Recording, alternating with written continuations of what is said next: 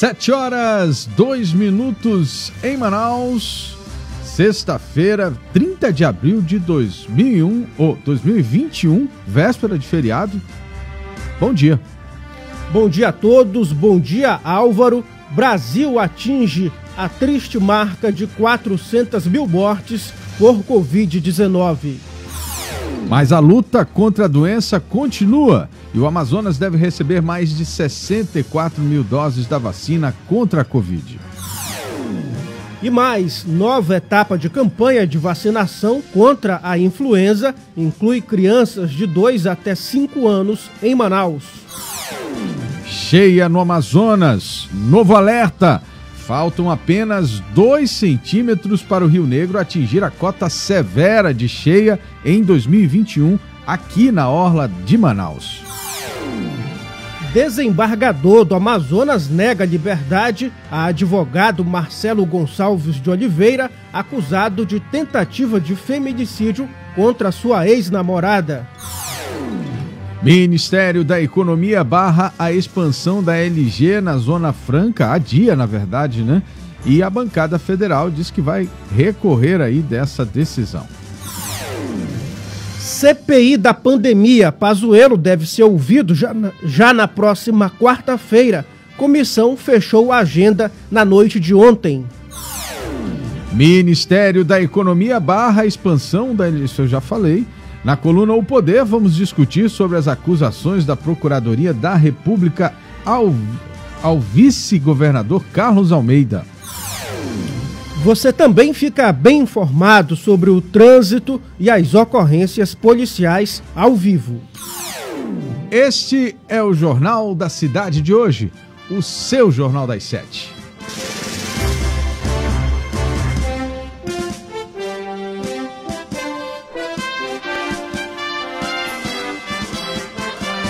As notícias da cidade de Manaus. Polícia, emprego, comunidade. As últimas informações do Brasil e do mundo. Começa agora. Jornal da Cidade. Muito bem, agora 7h05 em Manaus. Vamos conferir as manchetes dos principais jornais do país. E a gente começa com o Estado de São Paulo, que traz aqui na sua manchete principal: país estaciona em patamar alto de mortes e pode sofrer terceira onda. Número de óbitos e internações por Covid não apresenta queda sustentada. Especialistas temem que taxa de transmissão cresça com o surgimento de novas variantes e também com a reabertura precipitada das atividades econômicas. Temos aqui também um memorial de 400 mil vidas perdidas. Ontem atingimos essa triste marca e o Estado de São Paulo destaca isso em uma das suas manchetes do jornal de hoje. Temos também: Americanas mira IPO nos Estados Unidos a unir físico ao online. Divergência sobre verba trava socorro a empresas. Uma nova rodada do Pronamp, é aquele empréstimo subsidiado para socorrer pequenas e médias empresas em dificuldades na pandemia, e esbarra em divergências sobre o volume do aporte do Tesouro e a forma de recriação do programa. Essas foram as manchetes do Estadão de hoje, dia 30 de abril. Agora vamos conferir os destaques do jornal Folha de São Paulo, que traz aqui como manchete principal: com o presidente negacionista e pouca vacina, Covid mata 400 mil. Brasil registra marca apenas 36 dias depois dos 300 mil óbitos. Pressionado, governo tenta acelerar ritmo de imunização. Na CPI, plano de Renan mira negacionismo de Bolsonaro. Na abertura da CPI da Covid no Senado, o relator Renan Calheiros, MDB de Alagoas, apresentou um plano de trabalho com 6 linhas de investigação, sendo a primeira delas as ações da gestão Bolsonaro, mirando o negacionismo. Na sessão marcada por bate-boca, foi aprovada a convocação dos ex-ministros da Saúde. E ainda por aqui, entre os destaques na capa do jornal Folha de São Paulo, Fiéis bancou filho de porteiro com nota 0, diz Guedes. Paulo Guedes, da Economia, disse ter ouvido do porteiro de seu prédio que o filho deste tirou 0 no vestibular e ainda assim passou em faculdade privada, bancado pelo Fiéis. A Folha, Guedes afirmou que queria criticar excessos do programa. Álvaro. Vamos agora a Minas Gerais, o estado de Minas, que traz a seguinte manchete: Mandetta, Taixe, Pazuello e Queiroga vão depor na CPI com a intenção de montar uma linha do tempo que aponte eventuais erros no combate à pandemia, desde o primeiro brasileiro morto até a marca de mais de 400 mil óbitos. A CPI da Covid aprovou a convocação de todos os ministros da Saúde. No dia em que o país superou a marca simbólica, as histórias de mineiros que retratam a tragédia entre os mais jovens, e aqui traz a história de pessoas de 32, 36, 35, na média ali dos 30 anos, vítimas dessa pandemia. Essa foi a capa, né? Essa é a manchete principal, o jornal em si todinho. Tem aqui também: taxa de transmissão em BH volta ao nível de alerta. Índice que monitora o avanço do novo coronavírus em BH, Belo Horizonte, voltou à faixa de alerta, chegando a 1,01. É um indicador de avanço do Covid-19, que já representa 101 novos casos infectados a cada 100 doentes. 7h09. Muito bem, agora vamos conferir os destaques do jornal O Globo, que traz aqui como manchete principal: 400 mil mortes. Ritmo do crescimento de óbitos assusta. 100 mil em apenas 36 dias. Comissão convoca ministros da gestão Bolsonaro. A CPI da Covid do Senado iniciou suas deliberações com foco no governo federal. Foram chamados para dar depoimento na próxima semana todos os ex-ministros da Saúde do governo Bolsonaro, além do atual titular da pasta, Marcelo Queiroga, e do diretor-geral da Anvisa. E ainda, aqui entre os destaques na capa do jornal O Globo, servidora que municiou CPI é ligada a Flávio. Thaís Moura, que fez requerimentos para governistas da CPI, é apontada como próxima de Flávio Bolsonaro. Ele nega. Israel, ao menos 44 mortos em evento religioso. Um tumulto durante celebração religiosa superlotada no norte de Israel causou a morte de ao menos 44 fiéis, com mais de 50 feridos. Pelo menos 20 pessoas foram internadas em estado grave. Segundo relatos, o problema começou quando alguns fiéis escorregaram e acabaram pisoteados. Nossa Senhora! Vamos então, são 7h11. Jornal da Cidade. Só o que importa. Agora vamos a Brasília, capital federal, falar com as manchetes do Correio Brasiliense. 400 mil mortes, essa é a capa do Correio Brasiliense, com a pergunta: quem é que vai pagar por isso? Ao registrar ontem que 3.001 pessoas perderam a vida pela Covid-19 em 24 horas, o Brasil ultrapassou mais uma marca trágica, a dos 400 mil óbitos. No total, a doença já matou 401.186 brasileiras e brasileiros. Infectou também quase 14 milhões de pessoas. Brasília inicia hoje imunização de quem tem 60 e 61 anos. E também no Distrito Federal vai começar o cadastro de pessoas com comorbidade. Essas foram as manchetes do Correio Brasiliense de hoje. Agora, 7h12 em Manaus. Vamos conferir os destaques aqui do jornal 0 Hora, que traz como manchete principal, o jornal que é do Rio Grande do Sul: RS fecha primeiro trimestre com criação de quase 75 mil vagas de carteira assinada. Segundo o Cadastro Geral de Empregados e Desempregados, CAGED, o saldo positivo é resultado de 345.941 contratações e 271.493 demissões no período. Também, vereador da capital terá de devolver salários recebidos sem trabalhar. Levantamento aponta falta da Coronavac em cerca de 70% dos municípios do estado. Novo comandante da brigada diz que foco é reduzir ainda mais a criminalidade. A capa de ontem, né? A mesma capa de ontem do jornal. 7h13. Vamos então ao Jornal A Crítica de hoje, que traz Amazonas. Projetos vão gerar 3 mil empregos. Investigação em Itacoatiara, 4 morrem em chacina no interior, e a gente vai trazer informações atualizadas desse caso daqui a pouquinho ao vivo com o Carlos Eduardo Pessoa. Um sobrevivente escapou e conseguiu avisar a polícia sobre o atentado ocorrido em um sítio.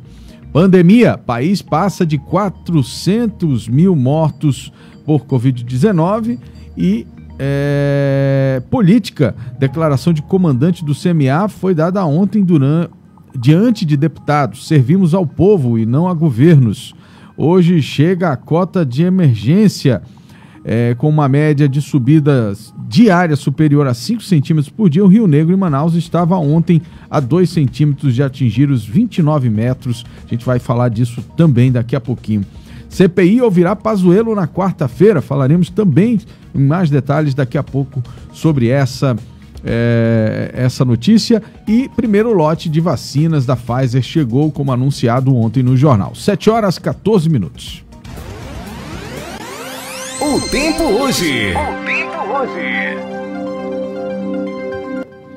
A previsão para hoje, de acordo com o Instituto Climatempo, é de sol com muitas nuvens durante o dia, períodos de nublado, com muita chuva, com chuva a qualquer hora. Mínima de 23 graus e máxima de 29 graus. Trânsito. Vamos então falar ao vivo sobre o trânsito da capital com o Carlos Eduardo Pessoa, que está conosco aí na linha, trazendo aí um resumo para você que está em casa nesse momento, está se preparando para sair de casa ou já está ali dentro do carro começando o seu trajeto. Atenção aí às informações do Carlos Eduardo Pessoa. Bom dia, Carlos. Bom dia, Álvaro. Bom dia a você que está nos acompanhando agora no imediato, você internauta, você que nos acompanha agora no Jornal da Cidade. A gente começa falando a respeito do trânsito na Telmário Pinto, de quem está saindo do Dom Pedro em sentido centro. Você que vai pegar essa via, você que ainda vai sair de casa, vai acessar essa via.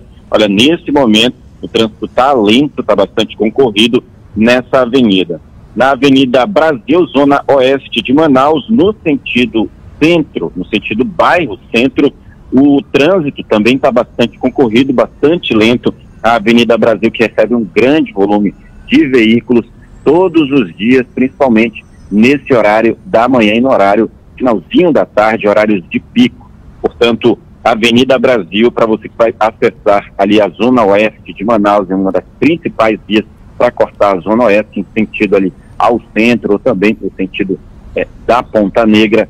Você vai encontrar no sentido bairro-centro, de quem está indo para o centro de Manaus, o trânsito mais lento. Na Avenida das Torres, quem está indo para o Coroado vai pegar aquele viaduto ali, Gilberto Mestrinho, antiga bola do Coroado. Ali o trânsito sempre é bastante complicado, porque ali desemboca ali todos os carros ali, os veículos que saem da Avenida das Torres, como também quem sai ali da Cosme Ferreira, quem vem da André Araújo, também da Efigênio Salles e da Rodrigo Otávio, vão encontrar ali um trânsito sempre mais lento, principalmente quem está indo da Cidade Nova, da zona norte de Manaus, vai acessar a Avenida das Torres para chegar lá ao Coroado, vai encontrar um trânsito bem lento nesse sentido. E a gente também reforça como é que está o trânsito na região ali do Manoa, por conta da obra, trânsito também bastante lento afunilando. A Avenida Torquato Tapajós também vem enfrentando um problema diário, assim como eu citei no Manoa, a Avenida Avenida Torquato Tapajós, também tem obras, principalmente ali próximo ao Clube Municipal existe uma plataforma central, deixa o trânsito muito complicado na Avenida Torquato Tapajós, quilômetros de congestionamento e de engarrafamento. Álvaro. Obrigado, Carlos Eduardo Pessoa. Daqui a pouco você volta com as informações de polícia e esse caso interessante, né, de chacina que aconteceu aí no interior do estado, em detalhes aí pra gente daqui a pouquinho. São 7h18. Quero dar o bom dia aqui ao pessoal que está nos acompanhando nas redes sociais, ao José Levi Paiva, a Nilza Lima, bom dia, também a Albenilda Portela, eu acho que é isso, não sei se é Portela, e ela ainda diz aqui, olha, bom dia a todos, moro no Pará, um abraço aí para todo mundo que nos assiste nesse momento, direto do estado do Pará. E tem também aqui a Ariane Balheiro, que diz Gil e Fiuk na prova de resistência, deve estar rolando alguma coisa, o nosso assessor para assuntos de BBB deve saber aí os detalhes. Tem aqui o Robson Rodrigues nos assistindo também da Paraíba, um grande abraço aos amigos aí do estado da Paraíba, que estão nos acompanhando também pelas redes sociais. 7h19. Trânsito. Vamos agora então ao nosso resumo da situação da Covid-19 no Brasil, no estado e no mundo. São 7h20. O Brasil, infelizmente, registrou 3.074 mortes pela doença nas últimas 24 horas. Esse eu acho que é o terceiro dia consecutivo que o Brasil não consegue diminuir da casa dos 3.000 mortes, né? Totalizando aí nessa quinta-feira 401.417 mortes desde o início da pandemia. É um triste recorde. Com isso, a média móvel de mortes no Brasil nos últimos 7 dias chegou a 2.523. Isso após 6 dias seguidos com indicativo de queda. O país completa mais de 40 dias com a média diária de mortes acima de 2.000. Ou seja, são mais de 40 dias seguidos que estamos noticiando mais de 2.000 mortes em todo o país. O número de mortes por Covid-19 no Amazonas subiu para 12.615, com a confirmação de mais 28 óbitos. Dos novos registros, 12 ocorreram nas últimas 24 horas. O estado chegou ao total de 370.184 casos de Covid-19 confirmados, com 696 novos casos nesta quinta-feira aqui no Amazonas. Os dados constam do boletim epidemiológico da FVS. Voltamos a repetir aqui que ainda estamos na fase laranja da doença, o que representa baixa transmissão da doença, mas os protocolos de segurança precisam ser mantidos. Transmissão do vírus, né? E é importantíssimo que você que nos acompanha nesse momento, que você mantenha os protocolos de segurança. Passar o álcool em gel nas mãos, manter o uso das máscaras e também aquele distanciamento social, aquela distância necessária de uma pessoa para outra para tentar minimizar aí a circulação do vírus aqui no nosso estado. Jornal da Cidade. Agora, 7h21 em Manaus, atualizando sobre a vacinação no estado do Amazonas. Quase 853 mil pessoas já receberam alguma dose do imunizante contra a Covid-19. Os dados mostram que o grupo de profissionais da Força de Segurança, como policiais, bombeiros, entre outros, já receberam a primeira dose do imunizante, mas apenas 30% receberam a segunda dose. Então é importante. O Amazonas deve receber mais de 64 mil doses de vacina contra a Covid-19 a partir de hoje, de acordo com o Ministério da Saúde. Essas doses fazem parte do lote de mais de 5 milhões de vacinas da AstraZeneca, Oxford, Fiocruz e Coronavac e deverão ser utilizados nos grupos entre idosos até 64 anos e profissionais da área de segurança. A informação da quantidade de doses está disponível na nota técnica do Ministério, emitida ontem, mas como falamos agora há pouco, o Amazonas já atingiu a meta de vacinação para estes grupos. Então, essas doses provavelmente devem ser usadas para outros grupos. Por enquanto, a FVS ainda não divulgou qual será o público-alvo dessas doses da vacina. O Ministério da Saúde anunciou a distribuição de mais 864 mil unidades de medicamentos de intubação orotraqueal. A expectativa é que esses insumos estejam à disposição de estados e municípios em até 48 horas. Os medicamentos foram adquiridos por meio de pregões e de aquisições feitas junto à Organização Pan-Americana de Saúde, ainda falando sobre vacina, mas agora contra a influenza. É isso aí. CPI da pandemia. O ex-ministro da Saúde, Eduardo Pazuello, deve ser ouvido pela CPI da Covid na próxima quarta-feira, ao longo de todo o dia. Os outros ministros da pasta e o atual também já têm data definida para serem ouvidos. O acordo foi fechado pelas lideranças ontem, já no finalzinho da noite de quarta-feira, início de quinta. E de Brasília a gente vai conversar agora com Carlos Eduardo Matos, o Cadu, o nosso segundo Cadu do dia aqui, que tem informações aí dessa agenda, né, Cadu? Já está confirmado, então, o Pazuello na semana que vem. Eu achei que fosse demorar um pouco mais para ouvi-lo, né? Mas me parece que há uma pressa aí para fazer essa tal linha do tempo, né? Que a comissão está querendo fazer entre as ações ministeriais desde o início da pandemia. Exatamente, Álvaro. Bom dia, Álvaro. Bom dia, Thiago. Bom dia a todos.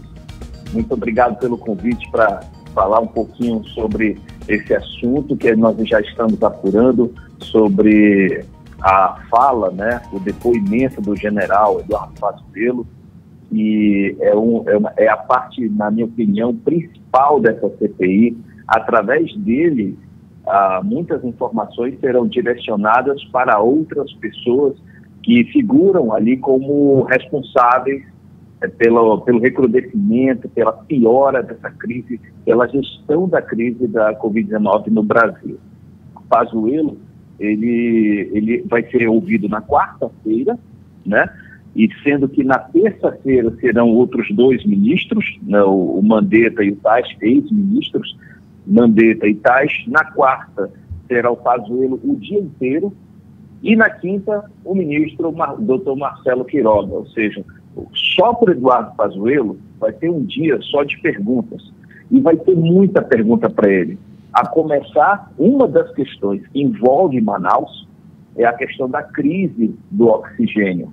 Essa talvez seja em que ponto que o governo sabia dessa questão, dessa escassez, dessa possível escassez de oxigênio nas unidades de saúde de Manaus, e o governo não tomou atitude. As informações dão conta de que, desde dezembro, o governo teria informado sobre essa possível escassez, porque a crise já estava se agravando em dezembro.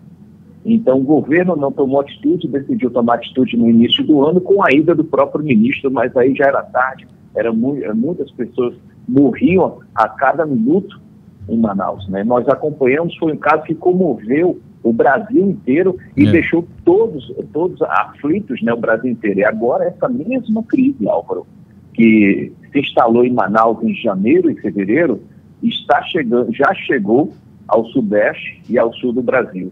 O interior paulista está todo afetado pela essa crise do oxigênio, e também o sul, a variante da Covid-19 atinge de forma brutal, principalmente as cidades do interior paulista e também do sul, que não cuidaram, não tiveram os cuidados de isolamento social, não trabalharam para investir na saúde. A mesma coisa que está acontecendo por lá. Agora, isso Cadu, é a questão de Manaus. Tá, e aí então, Cadu, teremos aí então confirmado aí os três ministros, né? Os três ministros, os dois anteriores, o Pazuello, e teremos ainda o Queiroga, né? Então essa semana será uma semana de fazer a tal linha do tempo, né? De entender aí quais ações do governo federal foram empreendidas tanto na primeira onda quanto na segunda, e atualmente, pelo que eu estou entendendo, é saber o que o Queiroga está fazendo, né?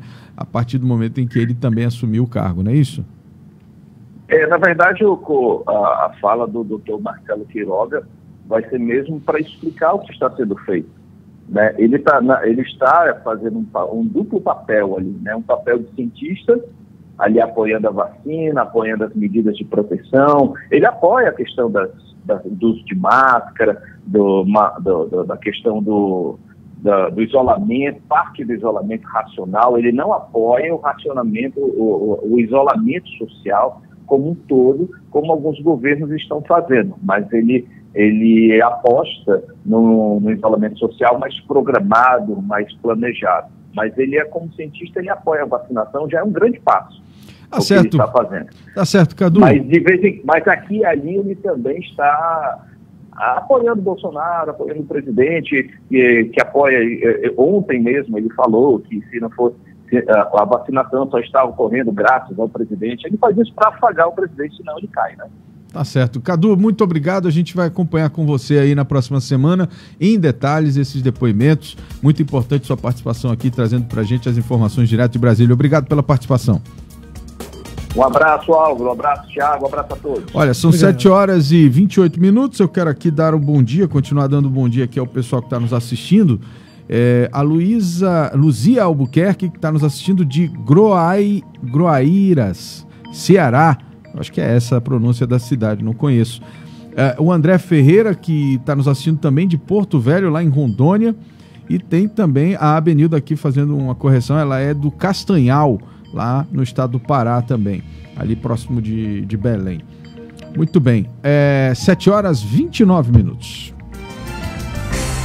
Jornal da Cidade. Voltando a falar sobre vacinação, mas agora contra a influenza, eu tinha lido isso aqui anteriormente, porque estava fora do lugar ali, né, Álvaro? Antes do Cadu. Agora sim, a gente volta a falar sobre vacinação, mas agora contra a influenza. Crianças de 2 anos até 5 anos de idade foram incluídas a partir desta semana em mais uma fase da 23ª campanha de vacinação contra a influenza, iniciada em Manaus no último dia 12 de abril. O imunizante está disponível em 171 salas de vacina, cuja lista de endereços pode ser consultada no site da Secretaria Municipal de Saúde. A campanha seguirá até o dia 9 de julho e vai atender em etapas, de acordo com a disponibilidade de doses, em um total de 17 grupos prioritários, com uma estimativa de imunizar mais de 642 mil pessoas em Manaus. O início da campanha teve como público-alvo os grupos de gestantes, mães no pós-parto até 45 dias, puérperas e crianças na faixa etária de 6 meses a menores de 2 anos. Jornal da Cidade. Muito bem, 7h30 em Manaus, o governador Wilson Lima apresentou as ações do estado do Amazonas para enfrentamento dos problemas ambientais durante reunião virtual do Fórum de Governadores da Amazônia Legal. A apresentação foi a convite do consultor do Reino Unido, John Morton, enviado especial do governo britânico para a 26ª Conferência das Nações Unidas sobre Mudança Climática. O grande objetivo da conferência é manter o aquecimento global limitado a 1,5 graus em relação aos níveis pré-industriais. Para isso, os países devem submeter a cada 5 anos a sua contribuição nacionalmente determinada. O Wilson Lima também defendeu a preservação da floresta, que a preservação da floresta precisa trazer algum benefício para as famílias que moram em comunidades localizadas nas unidades de conservação. Vamos conferir então aí a fala do governador sobre essa conferência. Nós não abrimos mão da preservação dos recursos ambientais que nós temos aqui, mas entendemos que essa riqueza ela tem que, de alguma forma, ser revertida em forma de benefício para a nossa população. Pois é, o Serviço Geológico... A gente precisa preservar pessoas. Opa! É isso aí. O Serviço Geológico do Brasil emitiu um comunicado apontando, atenção, que o Rio Negro deve atingir hoje, entre hoje e amanhã, a cota severa de cheia na orla da cidade de Manaus. De acordo com a medição do serviço, a cota está em 28 metros e 98 centímetros, faltando apenas 2 centímetros para atingir a cota severa. Conforme o CPRM, os rios Solimões, em Manacapuru, e Amazonas, em Itacoatiara, já atingiram a conta de inundação severa. O período de cheias neste ano sinaliza uma variação que pode ser recorde, já que a velocidade da cheia, dois principais afluentes do Amazonas, estão em alta. O último recorde de cheia do Rio Negro, na orla de Manaus, foi no ano de 2012, quando atingiu 29 metros e 97 centímetros, quase 30 metros, né, Álvaro? Isso aí. A doação ocorreu em resposta a uma carta aberta enviada à comunidade internacional. Bom, isso aqui a gente já falou, né? O advogado Marcelo Gonçalves de Oliveira, acusado de tentar feminicídio contra sua ex-namorada Tereza Vitória Mota Pinheiro, de 22 anos, teve soltura negada pelo desembargador do Tribunal de Justiça do Amazonas, José Hamilton Saraiva. De acordo com a Polícia Civil, as provas apresentadas na denúncia mostram que Marcelo ameaçou Tereza de sequestro por telefone, além de agredi-la fisicamente. Segundo a delegada Débora Mafra, titular da Delegacia Especializada em Crimes contra a Mulher, a vítima foi enforcada pelo suspeito, o que foi de fato comprovado nos exames de corpo de delito. No último sábado, dia 24, a Ordem dos Advogados do Brasil, seccional Amazonas, suspendeu o acusado de forma cautelar por 90 dias. Polícia. E como a gente tinha falado, vamos voltar agora com o Cadu, que tem informações aí da noite madrugada, mas principalmente sobre essa chacina que aconteceu ali em Itacoatiara. Cadu. Oi, Álvaro. Então, a gente traz informações a respeito disso que chamou bastante atenção em todo o estado do Amazonas. E aí, também gerou até uma certa dúvida aí no meio da imprensa, porque pela manhã inteira e à tarde, né, muita gente queria saber cadê os corpos dessas pessoas que foram mortas aí nesse ramal que fica no quilômetro 37 da M010, região ali rural de Itacoatiara, município aí do interior do Amazonas. Pois bem, a Polícia Militar, juntamente aí com o Instituto Médico Legal, o Departamento de Polícia Técnico-Científica, a Polícia Civil, acabaram encontrando esses corpos. Eles estavam em uma vala nesse sítio que fica localizado nesse endereço que eu acabei de citar. Isso foi por volta das 5 horas da tarde. De acordo com o Tenente Coronel Beckman, que ele é do 2º Batalhão de Policiamento Militar de Itacoatiara, as investigações a respeito desse caso iniciaram quando um sobrevivente dessa chacina foi até a polícia ferido denunciar o que tinha acontecido. Ele conseguiu chegar até essa unidade policial para denunciar a tentativa de homicídio que havia sofrido. De acordo com este oficial da PM, o sobrevivente, que não teve o nome divulgado, disse que outras 4 vítimas haviam sido torturadas e assassinadas, além de terem sido enterradas nesse ramal onde ele estava. O sobrevivente disse à polícia que a chacina foi um acerto de contas entre traficantes de drogas de Itacoatiara. O sobrevivente se fingiu de morto durante o ataque para depois conseguir fugir.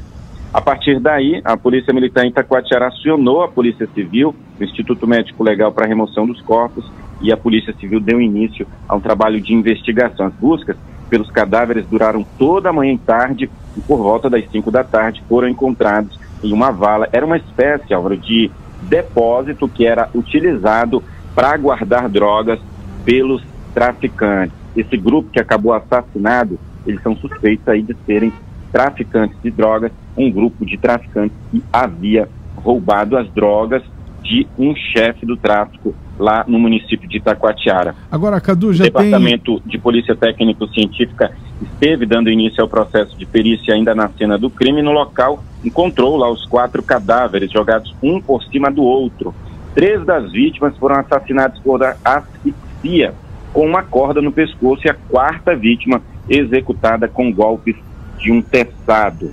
O tenente-coronel destacou que a 5ª vítima também foi jogada. O sobrevivente, na verdade, foi jogado na mesma vala onde os outros 4 cadáveres foram encontrados. Só que esse sobrevivente, ele se fingiu de morto, esperou que os assassinos saíssem do local para poder sair da cova onde havia sido jogado. Esse homem, ele procurou a polícia completamente machucado, perfurado de prego, porque esses ferimentos foram causados aí porque ele tentou sair da vala e ali no esforço de tentar abrir uma tampa, ele acabou se furando várias vezes lá no local onde ele estava preso. Cadu. A Polícia Militar emitiu uma nota, na verdade a Secretaria de Segurança Pública do Amazonas, e disse o seguinte, que foram encontrados os corpos, deu o endereço, o local chama-se Ramal do Sedano, quilômetro 37, na IM-010.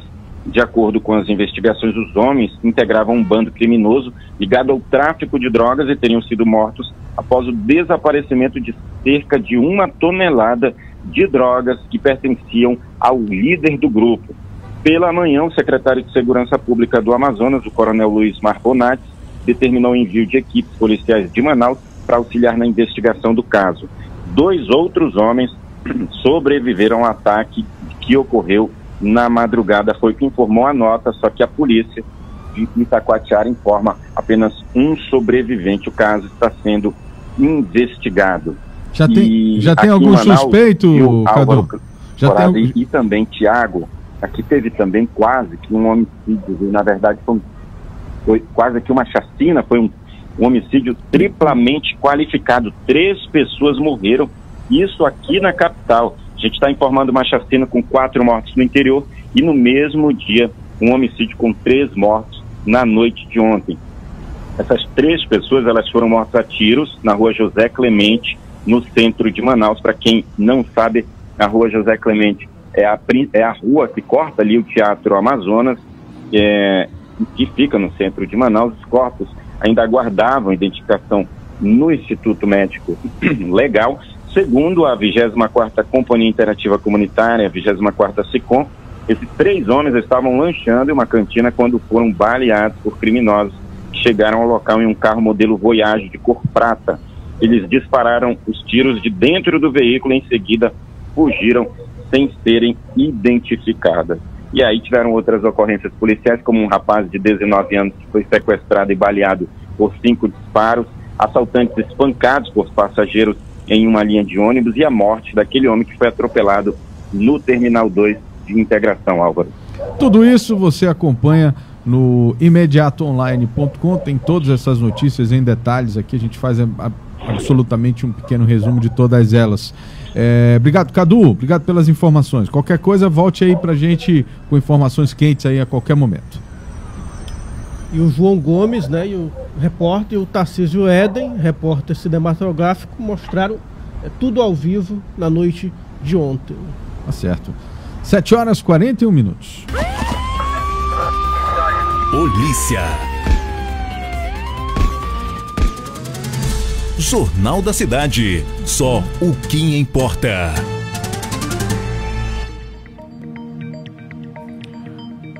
Vamos lá então agora. Agora 7h41 em Manaus, o governo federal freou a transparência da LG Electronics de São Paulo para o Amazonas. O projeto da empresa era de ampliação da fábrica de Manaus com as linhas de notebook e monitores que serão encerradas em Taubaté, no interior de São Paulo. Foi retirado da pauta na reunião do Conselho de Administração da SUFRAMA pelo secretário especial de Produtividade, Emprego e Competitividade, Carlos da Costa, na quarta-feira, dia 28. A proposta, que recebeu o parecer favorável dos demais membros do CAIS, tinha a maior previsão de investimentos na pauta da reunião, 325 milhões no total. A expectativa é de que, com a aprovação dos projetos, 68 novos postos de trabalho fossem criados na cidade. Mesmo com o fechamento da unidade no interior de São Paulo, a multinacional sul-coreana cogita trazer trabalhadores para Manaus. É importante falar aqui também, Álvaro, sobre a repercussão que teve, né, essa medida. Parlamentares pelo Amazonas repudiaram, olha só, aqui no caso o deputado federal Marcelo Ramos e o senador Plínio Valério, comentaram a decisão do secretário especial de Produtividade, Emprego e Competitividade, Carlos Costa, que, segundo eles, rejeitou na marra o projeto de expansão da LG, que pretendia investir 160 milhões na Zona Franca de Manaus, com a expansão de 2 atividades. Aí o deputado federal Marcelo Ramos considerou a atitude como algo sem precedentes e altamente prejudicial aos interesses da Zona Franca de Manaus, à economia do estado e aos empregos dos amazonenses. Já o senador Plínio Valério, ele também se manifestou contra a decisão do secretário Carlos Costa. O parlamentar afirmou que o titular da pasta simplesmente retirou o projeto da pauta, pois percebeu que o mesmo seria aprovado. Já o deputado estadual Marcelo Serafim, ele falou agressão nefasta após secretário barrar projeto da LG na ZFM. Olha só, e aí a gente queria complementar, porque o outro lado da história, que é o do Carlos Costa, ele justifica que retirou esse projeto da pauta porque ele considerou que o investimento e a isenção fiscal que seria concedida à fábrica LG, né, seria muito além da quantidade de empregos que ela geraria, que seriam só 68 novos postos de trabalho. E com base nesse argumento, ele entendeu que era muita isenção de imposto para pouco emprego gerado e por isso tirou da pauta. Esse é o outro lado da história. 7h44. O prefeito afastado do município de Quari, no interior do Amazonas, Adail Pinheiro Filho, usou as redes sociais para debochar sobre a sua cassação definida pelo Tribunal Superior Eleitoral. Na publicação, Adail Filho afirma que qualquer opositor levará outra peia, entre aspas, na nova eleição para o Executivo Municipal. Adail se refere sobre a vitória de um possível aliado. A gente tem a publicação aí, olha só. O político usou um material de Anitta, que faz parte da campanha do novo álbum internacional da cantora, para ousar em dizer que seu grupo não sai do poder. Foi feita uma alteração na arte original da artista, sendo inserida a frase: se tiver eleição, opositores de Adail levarão outra peia. 7h45. Uma afronta também à justiça, né? O vice-governador do Amazonas, Carlos Almeida, se pronunciou por meio de nota sobre seu nome constar em denúncia da Procuradoria-Geral da República, PGR, a respeito de um suposto esquema criminoso de fraude na compra de respiradores durante a primeira onda da pandemia do novo coronavírus, Covid-19. De acordo com Carlos Almeida, a PGR, abre aspas, em um gesto incoerente e infundado, pelos autos do processo, me incluiu na denúncia que envolve o esquema criminoso de fraude na compra de respiradores. Jornal da Cidade. Opoder.com, com Bruno Mazieri. Com alguns minutos de atraso, a vinheta veio, né, do Poder, mas tudo bem. Bruno Mazieri, bom dia, meu amigo. Álvaro, bom dia, Thiago, bom dia que você que nos acompanha nessa manhã de sexta-feira. Antes da gente falar do Carlos Almeida, eu queria só falar um pouquinho a respeito do Adail Pinheiro Filho, né, que vocês estavam comentando ainda há pouco. A sensação que eu tenho é que a família Pinheiro, ela quer criar uma dinastia dentro do município de Coari, né, e com isso ela acaba criando um desconforto entre a sociedade e a justiça, tanto eleitoral quanto o Tribunal de Justiça do Estado do Amazonas. Faz deboche, brinca com uma possível perda de mandato, mas a gente espera que os órgãos, né, responsáveis façam cumprir a justiça, façam cumprir a lei e que, de fato, uma nova eleição seja feita naquele município, porque a gente sabe o modus operandi, como funciona o entorno dessa questão das eleições que sempre acontecem lá no município de Coari. A gente espera que o município tenha o melhor e que a justiça seja feita. Vamos agora falar do Carlos Almeida, né? Ontem ele se pronunciou por meio de nota, mas é importante quem está nos acompanhando ficar sabendo que o Ministério Público Federal processou ele, o atual gestor da Secretaria de Saúde do Estado do Amazonas e os ex-gestores também, os ex-gestores da primeira onda da pandemia do novo coronavírus.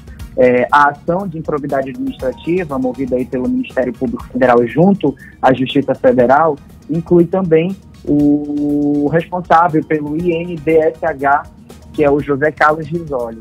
O contrato entre essa empresa, que é a gestora da UPA Campos Sales do Hospital Delfim Aziz, foi feito durante a gestão do Rodrigo Tobias, né, que era o ex-secretário de Saúde, e que foi uma indicação do Carlos Almeida quando ele saiu da gestão da secretaria e foi para a Casa Civil.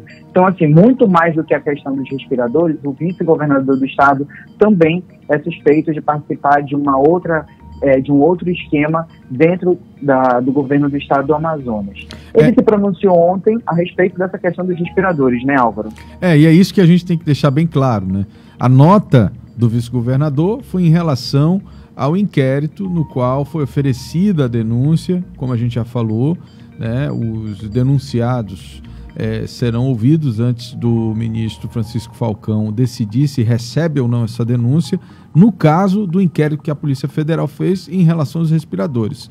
Agora, essa outra é uma ação da Procuradoria, né, que está entrando com uma ação contra os ex-gestores da pasta e o atual, em relação a 3 contratos de terceirização de hospitais de unidades de saúde. Então, assim, são coisas bem distintas, né? O que nos chama a atenção é esse desejo do vice-governador de dizer que ele não faz parte de nada disso. Ora, ele era o secretário, ele era o grande mandatário da saúde no período e ele era, ainda além de tudo isso, ele era quem indicavam as pessoas, né? Então está lá, inclusive nessa denúncia em relação aos contratos de terceirização das unidades de saúde, está lá dizendo que ele reconhece que ele indicou inclusive o seu sucessor na secretaria, que ele indicou inclusive o sub, que seria alguém muito ligado a ele desde a época da defensoria. Então, assim, é difícil a gente aceitar ou compreender que ele não tenha nenhuma relação com tudo que acontecia na saúde naquele momento, né? Então, assim, a nota ela é de uma dissimilaridade, né? Porque é você querer que as pessoas acreditem que você não sabia de nada, né? Eu me lembro até da época do governo petista, né? Quando o Lula foi questionado sobre os desvios na Petrobras, ele disse, não sabia de nada. Quer dizer, é difícil a gente entender que a pessoa não sabia de nada em se tratando de contratos tão vultuosos, né? Me custa crer que um gestor, né, não fosse levar para ele os contratos e dissesse, olha, é assim que vai ser feito, é dessa forma que nós vamos assinar, os aditivos que foram feitos, né, não fosse dado ciência a ele, enfim. Quer dizer, é querer brincar um pouco com a nossa inteligência também, né, Bruno? Ele esquece de dizer nessa nota que quando ele assumiu a vice-governadoria em janeiro de 2019, ele assumiu logo em seguida a Secretaria de Estado de Saúde, que não era esse o nome antes, né? Antes era a Suzan, e onde ele foi secretário por um tempo. Quando saiu para ir para a Casa Civil, ele deixou 2 substitutos, que um deles era o Rodrigo Tobias e o outro era um advogado que atende pelo nome de João Paulo, conhecido por ele como JP, perdão, e que era o número 2, né? Então, assim, mesmo ele tendo saído da Suzan, que era o nome da pasta na época, ele continuava com suas mãos dentro da própria secretaria, ou seja, ele acabava meio que gerindo 2 secretarias ali, e 2 secretarias muito importantes, que é a Secretaria de Saúde e a Casa Civil. Então, assim, tudo leva a crer que ele tinha aí plenos poderes para comandar pastas bem importantes dentro do governo do estado do Amazonas. E aí a ação do Ministério Público Federal só vem a confirmar o seu envolvimento dentro da Secretaria de Saúde, mesmo ele já na Casa Civil. Veja, vamos só ressaltar aqui, né, porque também a gente vem adotando essa linha desde o início da abordagem desses temas, né? Para a gente não é diferente se é o Lula que está sendo investigado, se é o Bolsonaro que está sendo investigado, se é o Wilson, se é o Dória. Investigação é investigação, condenação é condenação, né? Então a gente precisa entender que também isso tudo é fruto de investigação, isso ainda vai passar pelo crivo do judiciário e a gente obviamente não está aqui querendo condenar ninguém, mas dizer que não tem nada a ver, que não sabia, que não tinha conhecimento, que as coisas estavam acontecendo, que estavam sendo feitas, isso a gente não pode admitir. Bruno Mazieri, muito obrigado. Obrigado, Álvaro. Obrigado, Thiago. E bom final de semana para todos nós. 7h53. Opoder.com com Bruno Mazieri. Agora é hora de falar de economia, não é isso, Thiago? É isso mesmo, Álvaro. Nas ofertas de hoje, vamos conferir os preços de alguns produtos de hortifrutis, de acordo com o site Busca Preço da Cefaz, valores dos produtos da cesta básica aqui na capital. Um supermercado no bairro Nossa Senhora das Graças está com menor valor no quilo da cebola, que está custando R$ 3,98. Um supermercado ali assim, tá. O valor máximo do produto em várias redes de supermercado é de R$ 7,00 o quilo. A gente destaca aqui também a cebola comum e a cebola roxa, que tem um valor mínimo de R$ 7,25 o quilo. Nossa. Olha, e se você quiser acompanhar o preço de outros produtos da cesta básica, é só acessar o site Busca Preço Cefaz. Os preços são de todos os supermercados que usam a nota fiscal amazonense. O Cine Manaus oferta 53 vagas de emprego hoje em várias áreas de atuação. Os candidatos interessados nas vagas devem enviar o currículo para o e-mail cinemanaus.empregos2021@gmail.com. E quais são as vagas? Entre as vagas ofertadas estão oportunidades para auxiliar de produção, vendedor, além de vagas exclusivas para pessoas com deficiência. Outras vagas podem ser conferidas em detalhes no site imediatoonline.com. Olha só, é só mandar o e-mail para o cinemanaus.empregos2021@gmail.com, repetindo, cinemanaus.empregos2021@gmail.com. No currículo devem constar os seguintes dados atualizados: números de telefone de contato e informações sobre tempo de experiência, caso não seja o primeiro emprego. E um projeto novo do governo do estado para ajudar aqueles que estão procurando emprego é o site Portal do Trabalhador. Quem vai falar mais sobre isso é a secretária executiva do Trabalho e Empreendedorismo, a Neila Alzira.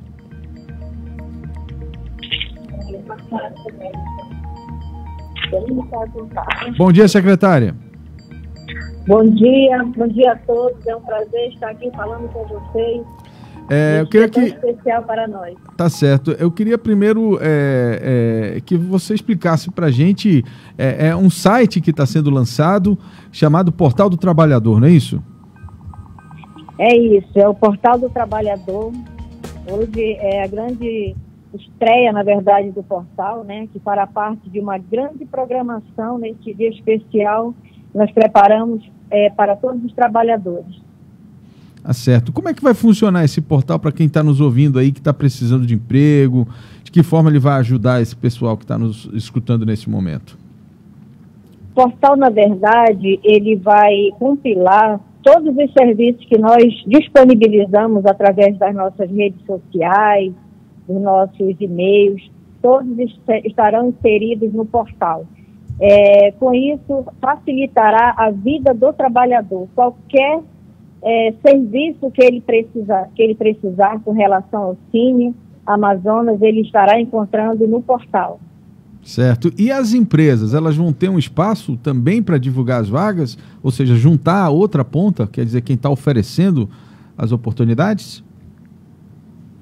As empresas, elas têm um contato direto com o Cine, com a nossa equipe de captação de vagas. Nós estaremos inserindo as vagas do portal para que todos os trabalhadores tenham acesso. Tá certo. E como é que as pessoas podem ter acesso? É direto na internet, tem um endereço eletrônico? Sim, é direto pela internet, no portal, o site é www.cine www.portaldotrabalhador.am.gov.br. E começa a funcionar hoje, é isso, Neila? A partir de hoje já estará funcionando e nós estamos muito felizes porque nós vamos estar disponibilizando mais de 200 vagas de emprego neste dia. É um presente para os trabalhadores que estão em busca de uma vaga de emprego e mais de 400 vagas de cursos gratuitos. Tudo isso vai estar disponível em nosso portal do trabalhador. A partir das 9 horas estaremos fazendo este grande lançamento. Nós teremos um vídeo com o passo a passo explicando todos os benefícios que estarão inseridos em nosso portal.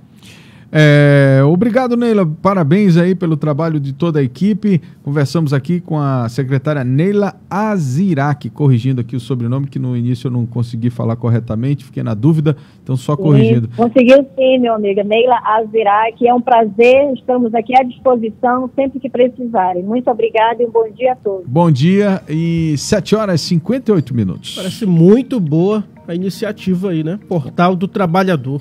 É isso aí, 9 horas já vai estar na linha aí com o pessoal.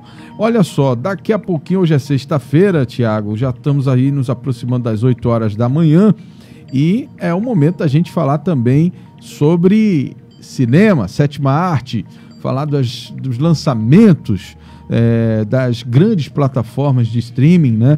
Para você que está nos assistindo, que é fã, está querendo saber o que vai estrear aí no cardápio do seu aplicativo. A gente vai falar agora com o meu amigo Ivanildo Pereira. Já está na linha? Cine 7. Com Ivanildo Pereira. É com ele, que traz sempre as boas novidades da sexta-feira. Ivanildo Pereira, bom dia, meu amigo. Bem. Tudo bem. O que temos de novidades aí na Amazon? Bem, eu falei 2 dicas, né? De gêneros que eu gosto muito, né? Primeiro, você gosta de terror, Álvaro? Terror é muito bom. Tô assistindo 2 séries maravilhosas. Pois é, né? Então, tem uma dica de terror muito boa na Amazon Prime, que é a série Them. Eles. Isso, semana passada eu consegui assistir essa semana. É uma história de casa sobrada, só que agora contada pelo ponto de vista de uma família negra, né? É uma história de uma família negra que muda para um condomínio só de brancos nos Estados Unidos dos anos 50, lá na Califórnia, e eles experimentam, além do terror e dos assombros das coisas que acontecem, eles experimentam também o racismo, né? E essas 2 coisas estão nessa história, né? Legal. Então a gente vai acompanhando essa experiência. Não é uma coisa assim muito fácil de assistir, tem momentos que são angustiantes mesmo, momentos até assustadores realmente, né? Mas é uma experiência que quando você embarca é difícil largar, né? É uma série que eu recomendo bastante, né? Tá fazendo sucesso, já está confirmada a próxima temporada, né? Vai ser uma outra história, porque é uma série estilo antologia, né? Então, é aquela que cada episódio conta um pedaço da mesma história, né? Ela não é a cada episódio uma história diferente, né? A cada temporada é uma história. Essa primeira, a história é fechadinha, né? Ela começa e termina nela mesma, né? Entendi. Aí a próxima temporada vai ser uma outra história, né? Já está confirmado que vai ter. Então fica aí essa dica, né? Outra dica é ficção científica, né? Você gosta de ficção científica? Eu tô assistindo. Esse aí é o Passageiro Acidental, não é isso? Isso, Passageiro Acidental. Tô assistindo. Essa madrugada, inclusive, eu tava dormi assistindo. Legal. É muito bacana, mas explica aí pro pessoal, né, que ainda não teve oportunidade. O curioso do Passageiro Acidental, e nem todo mundo percebe, que o diretor é brasileiro, tá? Então eu acho que é uma coisa até meio... não sabia, muito a mais para nós, né? Uma coisa que vai fazer uma mais para dar play, né, na história. É a história de uma tripulação que viaja para Marte, né? E ele descobre que um cara ficou escondido lá dentro da nave sem que eles soubessem, né? Exatamente. Então eles têm que remanejar os recursos e oxigênio na e tal, missão, né? isso. Porque a missão tinha sido planejada para 3 pessoas e acaba que agora tem uma mais ali, né? Tem no elenco a Toni Collette, né? A atriz fantástica, que a gente já conhece de outros filmes. Sensacional. Cada Oscar. A Anna Kendrick. E a direção do brasileiro Joe Pena, né? Que já fez aquele filme Ártico com Mads Mikkelsen. né? Foi muito elogiado no Festival de Cannes há uns 2, 3 anos atrás. Então essa é mais uma investida dele, né, na arena internacional. É legal a gente ver um cineasta brasileiro se destacando, né?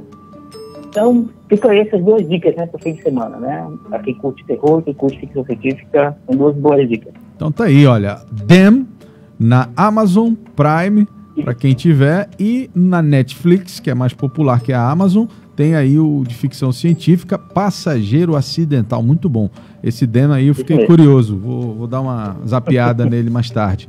Obrigado, Ivanildo Pereira, muito obrigado. Quem quiser mais dicas de cinema, de filmes, análises aí, acessa qual site? É visitar o Cine7, né? cine7.com.br. Site de cinema feito por amazonenses, muito bem produzido, as notícias muito bem elaboradas. Obrigado, Ivanildo, um abraço a toda a equipe da Cine7.